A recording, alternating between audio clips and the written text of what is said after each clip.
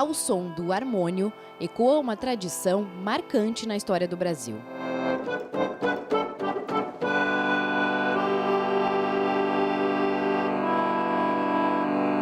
Estamos no Templo Positivista, o único em funcionamento no mundo e também o único construído conforme o modelo arquitetônico de Auguste Comte. No altar, a imagem de uma mãe, a humanidade. Nas laterais, bustos com grandes nomes da filosofia às artes. O positivismo propõe a existência, a interpretação da ciência e o conhecimento, valores completamente humanos. O lugar foi inaugurado há quase 90 anos e tombado pelo Patrimônio Estadual em 2010. O guardião, Erlon, foi quem nos recebeu. A ligação com a doutrina começou ainda pequeno, quando o pai o trazia ao templo. Em 2013, o último responsável adoeceu e mais tarde faleceu ou se transformou, como diz a doutrina, deixando um pedido para que Erlon seguisse no posto.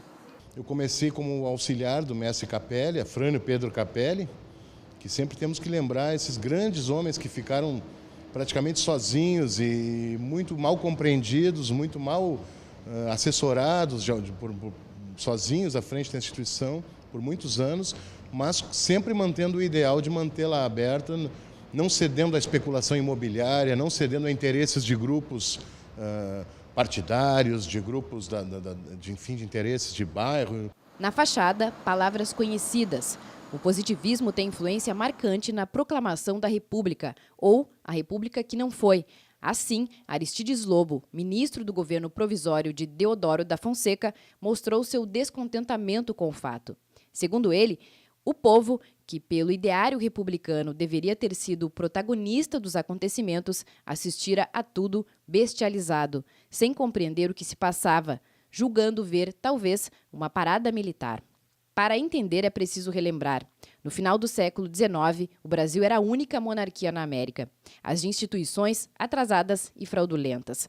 A proclamação foi um golpe militar que pouco ou nada mudou no modo de controle social, segundo os historiadores. Mas, para entender a relação com o positivismo, é preciso considerar que os ideais kantianos iam ao encontro dos anseios de militares e membros da classe média republicanos. Defendiam a ordem como caminho para o progresso. Muitas medidas governamentais no início da República tiveram base positivista, como a separação oficial entre Igreja e Estado na Constituição de 1891. Talvez o maior avanço que Augusto Comte trouxe para o pensamento humano, para o novo paradigma da religiosidade seja esse. Uma religião não teológica, dissociar a palavra religião da palavra teologismo. Nós podemos ser muito religiosos nos religando ao próximo, sem necessariamente ter que nos religarmos a um Deus ou a alguma força fantasmagórica, sobrenatural. Isso aí fica no íntimo de cada um, na crença individual de cada um. A doutrina também está expressa em um dos principais símbolos do país, que é uma mescla de referências. O verde simboliza a Casa de Bragança, da qual fazia parte Dom Pedro I. O losango amarelo, uma homenagem à Casa de Habsburgo, de Dona Maria Leopoldina. O círculo azul representa o céu da manhã de 15 de novembro de 1889. Sobre ele, duas expressões positivistas do lema: o amor por princípio e a ordem por base, o progresso por meta. Muita gente se pergunta por que a palavra amor não foi incluída. Recentemente, o tema voltou a ser discutido quando o designer Hans Donner propôs adicionar a expressão. Ao invés de colocá-lo na bandeira, talvez a gente deva realmente fazer uma reflexão de onde nós podemos colocar o amor na nossa vida, nas nossas práticas políticas, não é? Porque quem ama não se corrompe, quem ama não deixa as crianças sem merenda em função da corrupção, não é?